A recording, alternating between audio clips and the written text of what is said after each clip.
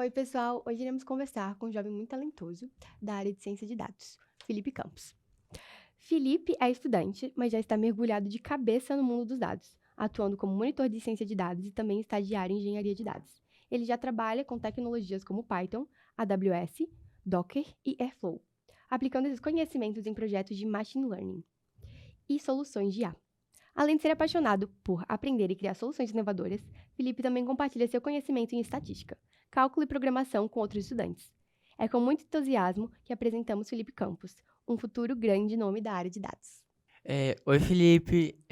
Muito obrigado por ter aceitado o convite. A gente está muito feliz de ter você aqui. O Podcode é um projeto que está começando agora, mas é um projeto que tem muito para acrescentar na vida dos estudantes. Eu queria saber de você por que você quis essa profissão, o que é que te levou? Você teve alguma inspiração? O que aconteceu? Então, prazer é meu, que legal estar aqui no Podcode. É, Bom, a história de tudo foi o seguinte: em 2021 eu entrei, me graduei no ensino médio de 2020, só que foi pandemia, então adiou o vestibular e tudo. Então eu entrei na Universidade de Brasília para fazer física. Eu fiz 5 semestres de física, e aí tranquei o curso e tinha aberto esse curso aqui no CEUB, de ciência de dados. Achei massa pra caramba, eu sempre gostei de TI. Na parte, quando fazia física, a gente aprende a programar e a gente vê muito cálculo e estatística, a gente vê modelos de machine learning já. Na graduação de física, você pode pegar a matéria de estatística para ter esse conhecimento. Eu já sabia mais ou menos como é que era. Tinha aberto essa graduação, vim para cá. E desde então foi isso, né? Comecei na segunda turma, formo ano que vem. E o que que você diria para quem está começando nessa área? Você daria alguma dica? Você acha que é uma área que está crescendo hoje? Como é que você está achando que está o mercado de trabalho hoje em dia? Beleza. Ciência de dados é uma área muito grande. Sim. A gente tem aí 3 principais carreiras que você pode seguir. Pode ser como cientista de dados, engenheiro de dados ou analista de dados, né? As carreiras divergem entre si. O cara que é engenheiro de dados, ele atua mais na parte de código mesmo, infraestrutura, mexe com nuvem, cuida da parte de dados, fluxos de dados. O cientista de dados, ele vai fazer mais a parte da criar as inteligências artificiais, mexer com machine learning, conhecer o entendimento de negócio, do que o cliente quer. E o analista de dados, ele vai fazer toda a análise de dados, vai dar estatísticas descritivas sobre tudo que acontece, né? O mercado tá bom, não é como era em 2020, 2019, que você precisava saber uma linguagem e você conseguiu um emprego pagando 5, 6 mil reais, assim, como júnior já.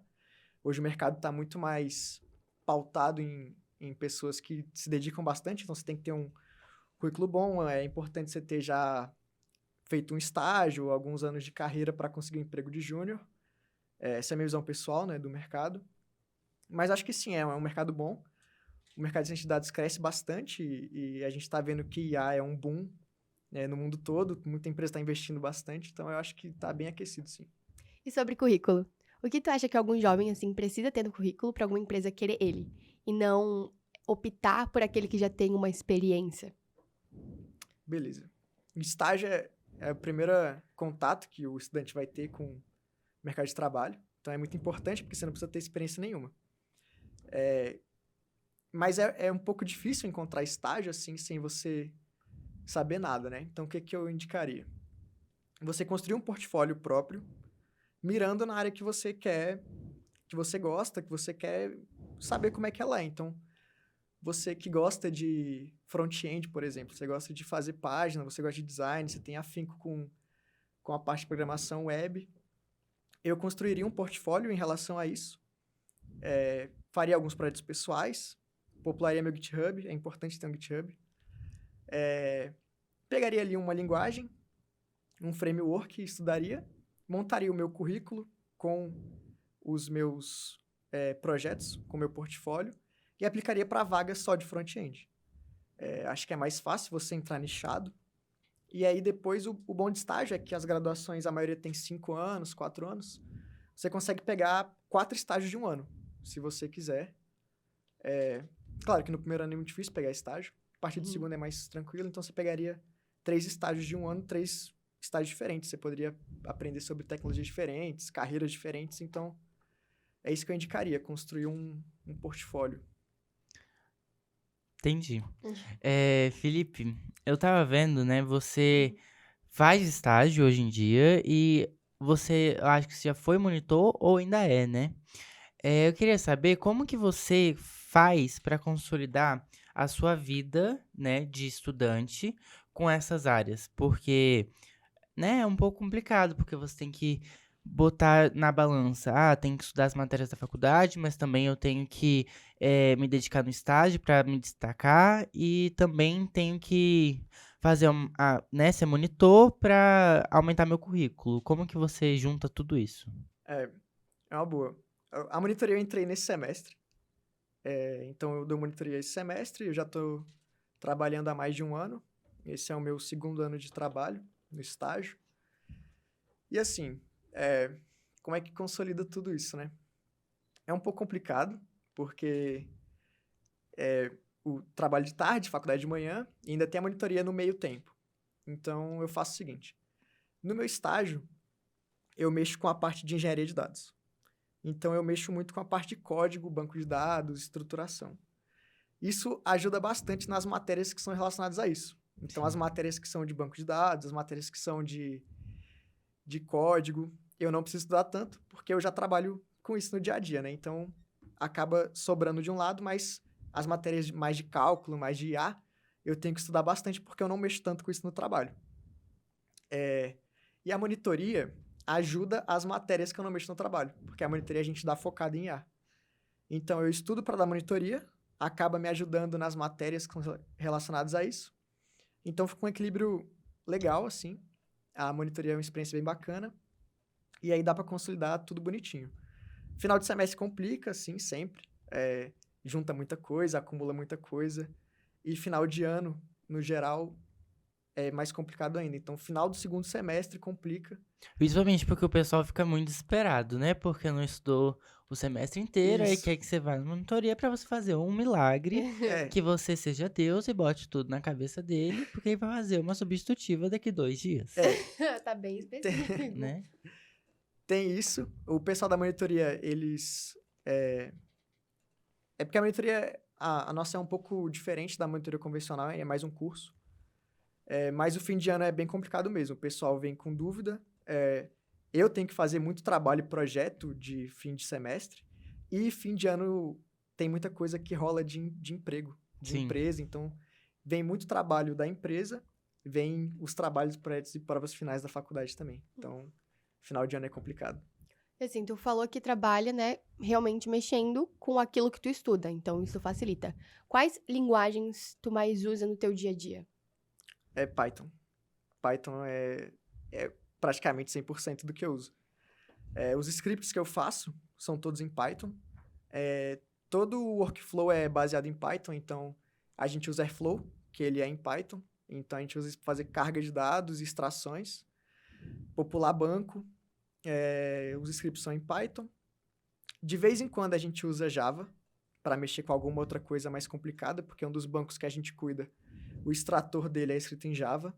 Então, quando tem que mexer nele, se deu algum problema ou tem que fazer alguma alteração é em Java, mas primariamente Python. Deixa eu te perguntar. Você, eu percebi, né, que você trabalha, que nem você falou, né, que trabalha mais de um ano.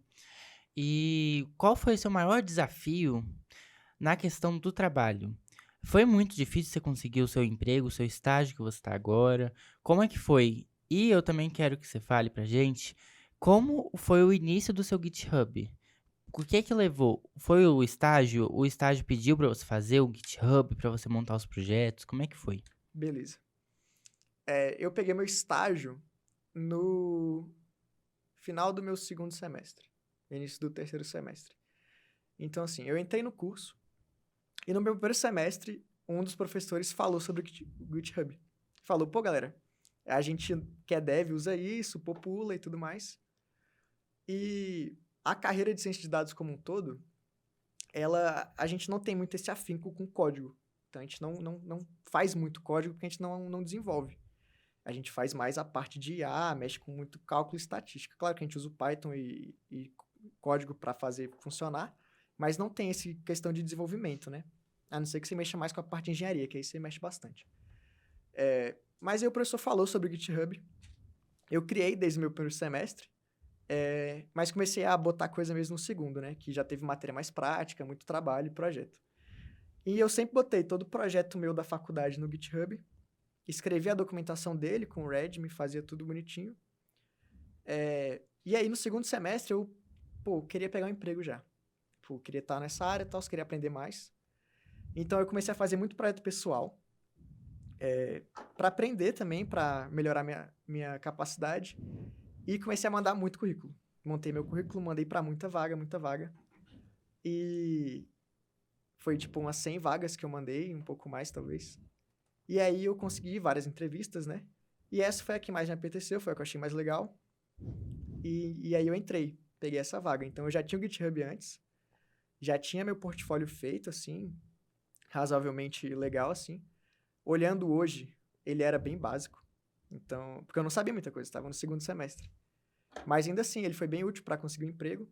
E no estágio a gente aprende muita coisa. Então, foi isso. Mas então o GitHub facilitou, abriu portas para você conseguir um estágio. Com certeza. O GitHub ajuda muito. O LinkedIn também, ter ele estruturado é bem legal. Tu tá no teu segundo ano de estágio, ou seja, eles renovaram o contrato contigo. O que tu acha que fez eles ainda te quererem, no caso, né? Porque normalmente acaba o tempo, se a pessoa não fez esse um ano bem, não se destacou, não tem o porquê eles continuarem, né? Então, o que tu acha que te fez ser um bom estagiário? Estágio normalmente tem uma alta rotatividade, então, contratos de 1 ano. Você pode ter o contrato de 2 anos assinado direto, e é o tempo máximo de estágio também que você pode ter.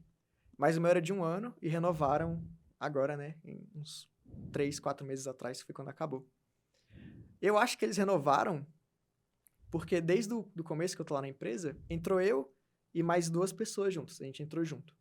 E aí a gente é a equipe de dados inteira, de estagiários é a gente. E a equipe é pequena. Então a gente tem o chefe da área de dados, 2 plenos e 3 estagiários. Né? 4, né? Um saiu porque o contrato dele acabou. Então era essa a equipe. Então a gente fazia muita coisa, a gente trabalha bastante, a gente ajuda todo mundo. Isso é muito bacana também do meu estágio em particular, a gente tem muito contato real, porque a gente faz os trabalhos reais. Então, não é só um estudo de caso, não. A gente realmente faz o que é demanda mesmo. E eu acho que eles gostaram da gente, porque todo mundo tem um relacionamento muito bom com o pessoal da empresa. Eles são muito engraçados. O pessoal, tanto meu chefe quanto todo mundo que eu vejo na sala, é uma relação muito boa. E a gente sempre entregou as demandas no prazo, nunca atrasou, sempre foi tranquilo. Eles não cobram a gente sempre fez mesmo por proatividade. Uhum. E eu acho que eles viram isso, gostaram e renovou. O de todo mundo, não só o meu. Ah, legal.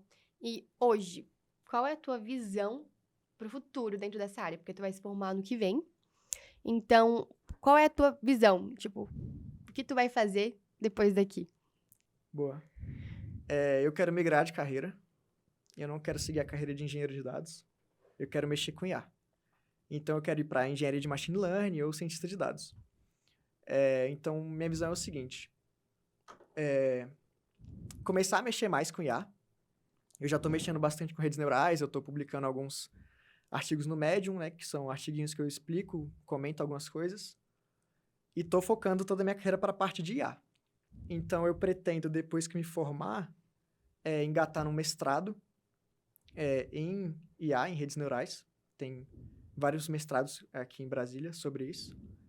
Felipe, o que você está achando da sua monitoria em ciência de dados? Tipo, tem muito desafio? As pessoas, elas vão porque elas têm realmente dúvidas, querem evoluir? Ou é uma coisa tipo, Hora tira, extra. Então, isso é bem legal, porque a monitoria, antigamente, e a convencional que a gente tem em mente, né, assim, é monitoria por matéria. Então, quando eu estava na UNB, eu dei monitoria de cálculo, dei monitoria de estatística, e eu achava que era aqui também. E era, a da FATEX. Mas mudou, esse semestre. Agora é uma monitoria, são cursos. Então, você tem a monitoria de React, que eles vão dar um curso sobre React Native inteiro. Tem a monitoria de Java, tem a monitoria de Linux e tem a nossa monitoria de ciência de dados. Tem mais algumas também. Então, a gente dá um curso ao longo do semestre inteiro, com certificado no final, sobre ciência de dados. E a gente ensina do básico até montar um agente de IA, né? Fazer um machine learning. Esse é a estrutura da nossa monitoria. Uhum. Foi novo, foi a primeira experiência que a gente teve nesse modelo, nesse formato. Foi bem legal. A gente começou explicando o básico de Python, porque tem muita gente do primeiro semestre. Muito calor estava na nossa monitoria. E muita gente de outros cursos. Porque a FATEX ela é composta de ciência de dados, ciência da computação e ADS, Análise e Desenvolvimento de Sistemas. Qualquer um desses alunos pode fazer qualquer monitoria, pode se inscrever em qualquer uma delas. Então, tinha muita gente na nossa turma de SIC, de ciência da computação, e muita gente de ADS. E algum pessoal de dados, assim, mas não tanto. Porque, eventualmente, você vai aprender sobre isso. Tinha gente do primeiro semestre só de ciência de dados. Caraca. Então, a monitoria tinha muita gente dos outros cursos que queria ver como é que era ciência de dados, né?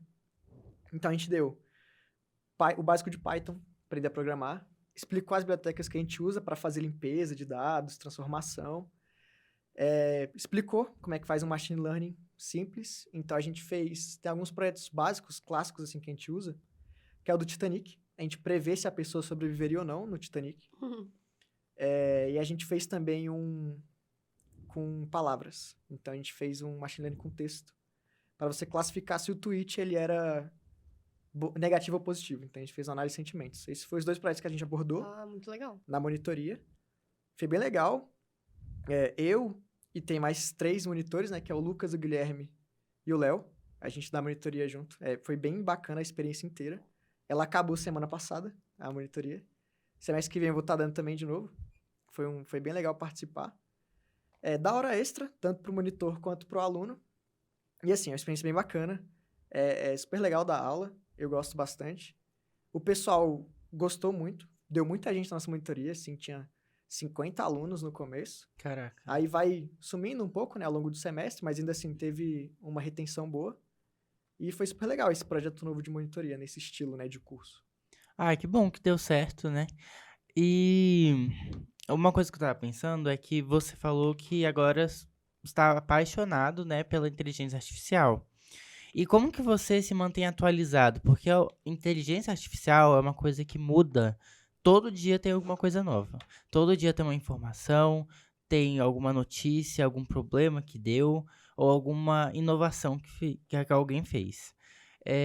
Como você se mantém atualizado e como que você consegue pegar informação confiável e poder, né, se inspirar para escrever seus artigos? Então, realmente já muda todo dia. Todo dia alguém lança um negócio novo, um framework novo.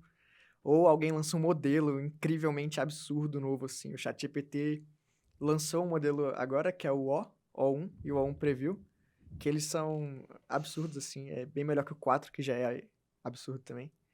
Então, é muita coisa nova.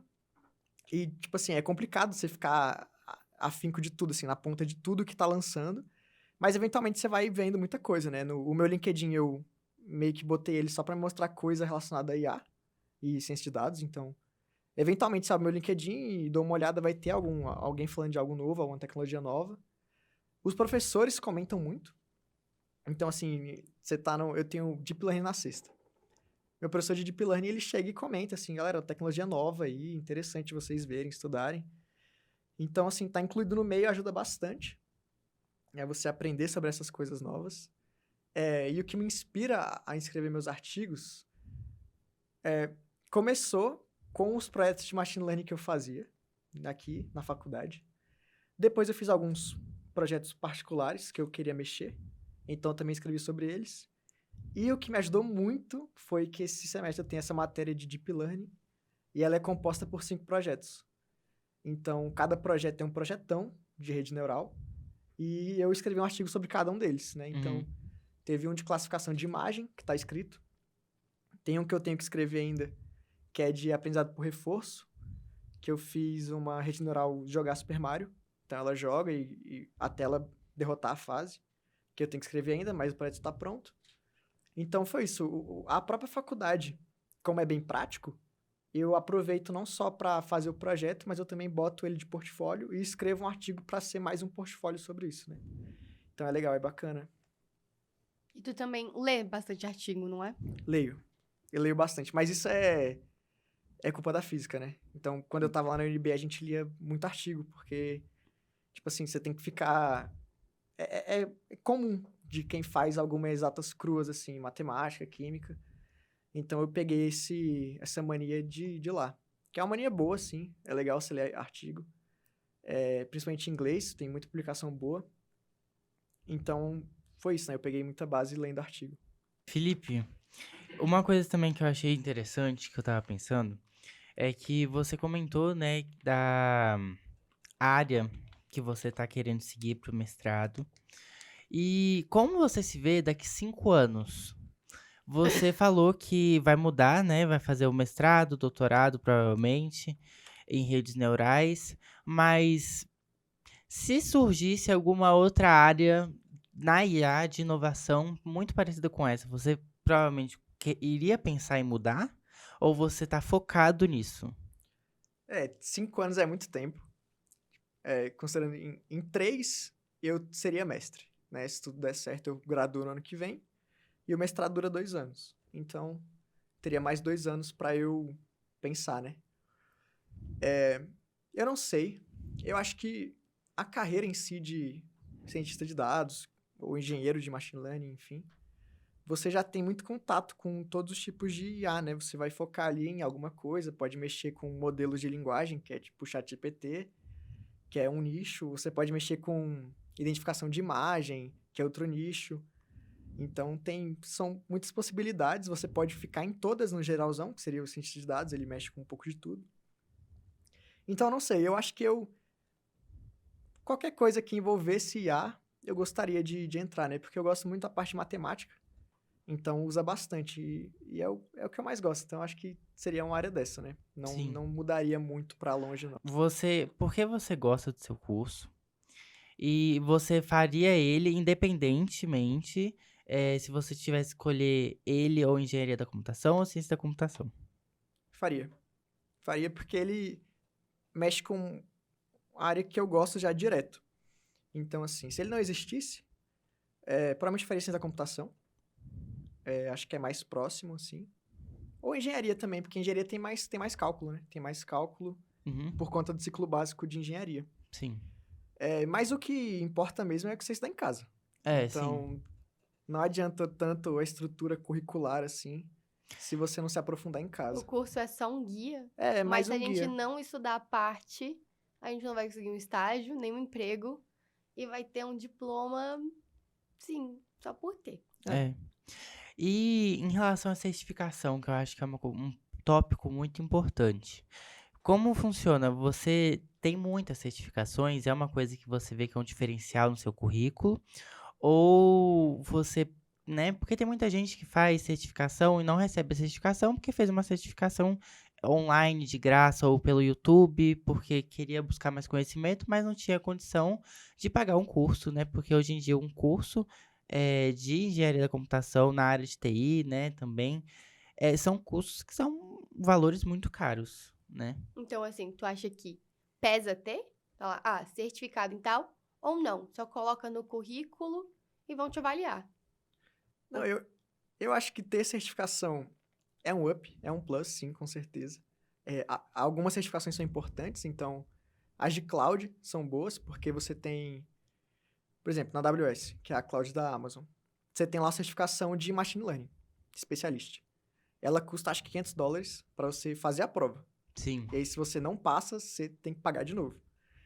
E você tem que já saber como é que mexe com isso. Então, você já tem que estar usando para poder te fazer essa prova e tirar a certificação.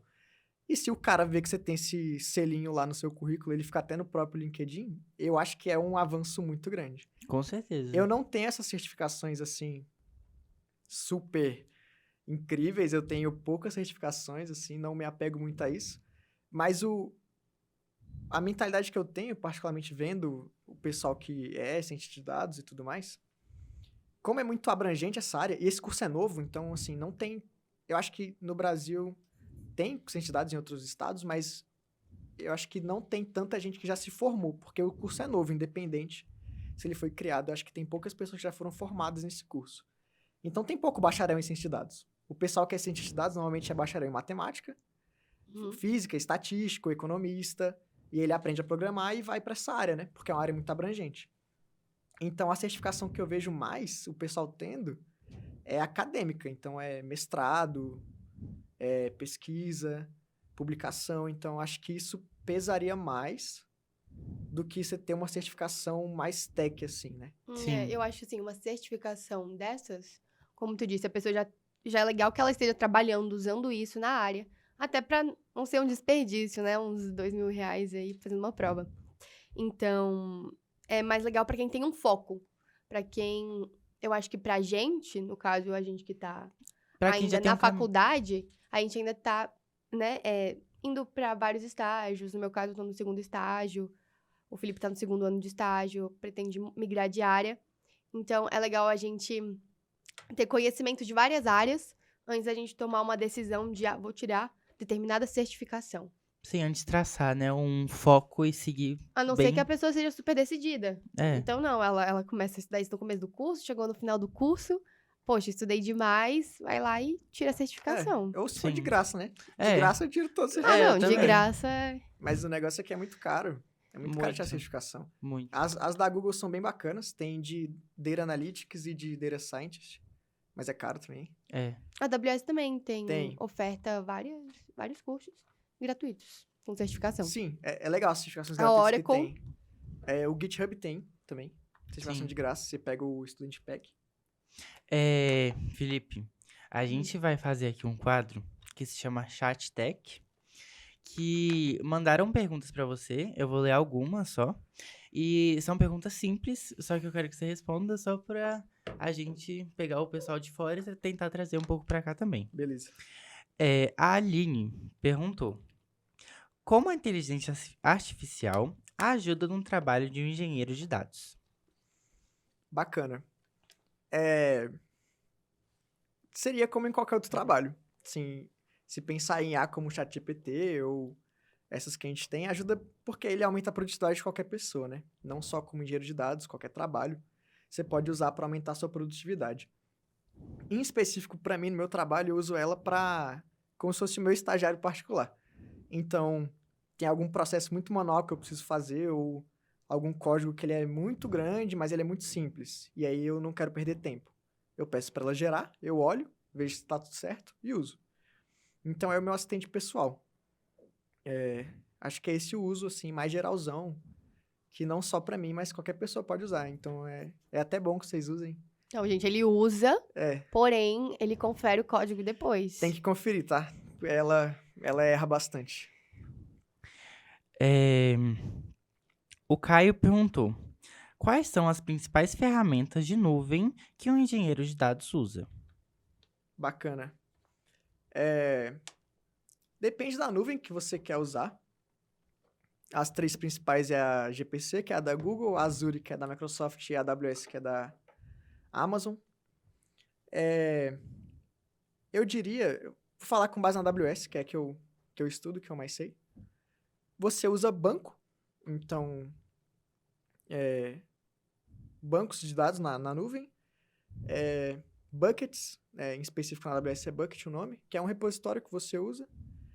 Enfim, várias arquiteturas, você pode usar várias coisas. Tem o AWS Lambda, que você consegue conectar, o EC3, são máquinas virtuais. Então, depende da arquitetura que você quer propor, mas usa bastante, praticamente a nuvem inteira. Tem muita coisa que dá para usar. Sim. A próxima pergunta.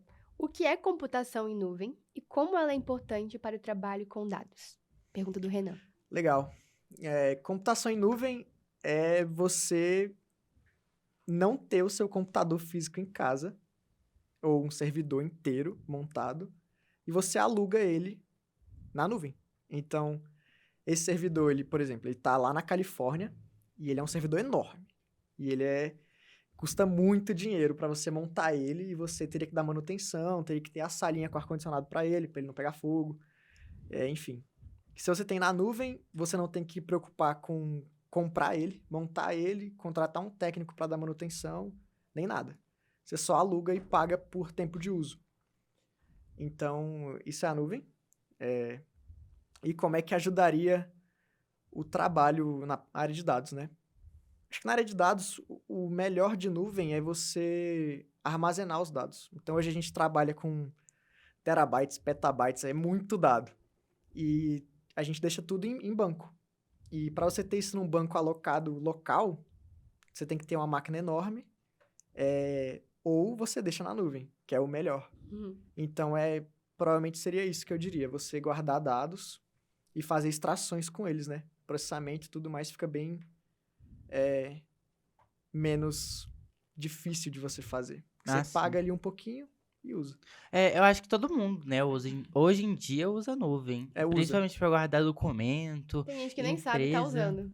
O Google Drive é nuvem. Sim. Então, Sim. se você tem alguma coisa no seu Drive, ele tá na nuvem da Google. O Google próprio Fotos. da Apple, Google né? Fotos, O iCloud. o iCloud. No nome já diz. Então, a próxima pergunta é do Felipe. E Do ele Xará. perguntou quais habilidades o estudante precisa desenvolver para se tornar um engenheiro de dados. Cara, se tu quer mexer com engenharia de dados, eu acho que eu sei quem é esse Felipe. Mas, o que eu diria? Eu diria que você tem que saber 2 linguagens ali. Não precisa se apegar muito à linguagem também, porque pode mudar a linguagem que mais usam. Você precisa saber lógica de programação. Sabe lógica, você programa em qualquer linguagem. Você abre a documentação ali e aprende rapidinho. Então, saber ali umas 2 linguagens. As principais hoje em dia é Python e Scala. Scala é tipo um Java, assim. Ele é igualzinho a sintaxe de Java. Airflow, Docker, alguma nuvem, pelo menos uma nuvenzinha ali, você saber mais ou menos. E acho que isso já é decente para você mexer. Então, uma nuvem, Airflow para fazer carga, processo. Docker, usa bastante Docker. E acho que um diferencial é você saber ferramentas de DevOps. Então, Terraform, que é para mexer com nuvem. Jenkins, fazer integração contínua. Git, GitLab, importante saber. Mas acho que para tudo é bom você ter Git. E acho que é isso. Para mexer com engenharia de dados, o basiquinho é isso. Sim. Snowflake, banco. Muito banco, tá? Eu não falei aqui, mas é importantíssimo você saber banco bem. Então, modelagem, tanto SQL quanto NoSQL. Tem uns 2 NoSQL na manga, então o MongoDB, que é documento. Isso tem bastante no curso, né? Tem. Durante a faculdade mesmo, é uma coisa que... Aprende bastante. E é muito importante, né? Que nem você disse. O próprio nome, né, do curso, ciência de sim. dados. Mas para engenheiro, o banco é muito importante mesmo. Você Com saber certeza. bastante SQL Aham. e NoSQL também. Então, você tem um Mongo, um Cassandra, um Redis. É bom. Felipe, agora é a última pergunta da Helena. Ela perguntou assim: você precisa saber Perdão. A Helena perguntou: você precisa saber programar para ser um engenheiro de dados? Precisa. Ponto. É. Usa bastante. Acho que para ser cientista de dados, você também precisa saber programar, claro. Analista também. Mas bem menos do que engenheiro. Sim. E vocês usam low code? Ou não? Os códigos que vocês fazem, assim, no caso, tu falou da IA, mas quando tu precisa mesmo colocar mais a mão na massa, confia num low code, num software assim? Ou não? Tem que colocar a mão na massa mesmo? Eu já vi alguns softwares low code para você fazer modelos de IA. É muito novo também, né? Eu acho que o Vertex, o Vertex AI, ele é da Google, da GPC. Ele tem a opção de você codar lá, mas se eu não me engano, eu não sei se tá certo isso. Mas eu acho que tem um cantinho lá que você arrasta o bloquinho. Tipo, eu quero fazer... Você bota seu dataset, né? Então, sei lá, você tem um dataset lá não sei, do Titanic. Que ele mostra lá se a pessoa sobreviveria ou não. Aí você arrasta o modelinho que você quer. Vamos supor um modelo de árvore de decisão, um random forest. E você roda. E ele já escreve o código e já roda tudo. Eu acho que tem isso no Vertex, eu não tenho certeza. Mas acho que seria isso, né? Um low code para IA. Sim. Felipe, Mas agora... não usa, não. Desculpa. Felipe, agora a gente vai fazer o nosso último quadro. Uma brincadeirinha. Que é o Code Rápido. A Sara vai te fazer algumas perguntas e você vai ter que falar pra gente a primeira coisa que vem na sua cabeça. Beleza. Bom. Primeira coisa? Primeira coisa. Pode. Beleza. Tá, o código rápido. Uma linguagem. Python. Uma linguagem difícil. C. Uma área. Ciência de dados. Uma inspiração. Akira. Um desafio. Graduar. Um projeto. Clone de ChatGPT. Felipe por Felipe. Loucura. E foi isso. Gente, esse foi o nosso episódio do Podcode. Espero que vocês tenham gostado, que vocês tenham adquirido muito conhecimento aqui com a gente. Tirar Obrigado. suas dúvidas. Sim. Obrigado, Felipe, por ter aceitado o convite de novo. Prazer é meu. Foi muito bom ter você aqui. E não esquece, gente, vai ter episódio toda quarta-feira, às 8 horas. Siga a gente, eu sou o Roberto Vasconcelos. Eu sou a Sara. Siga a gente no LinkedIn, a gente vai postar tudo lá. No Instagram do Podcode, é @podcode_. E é isso, até o próximo episódio. Tchau. Tchau.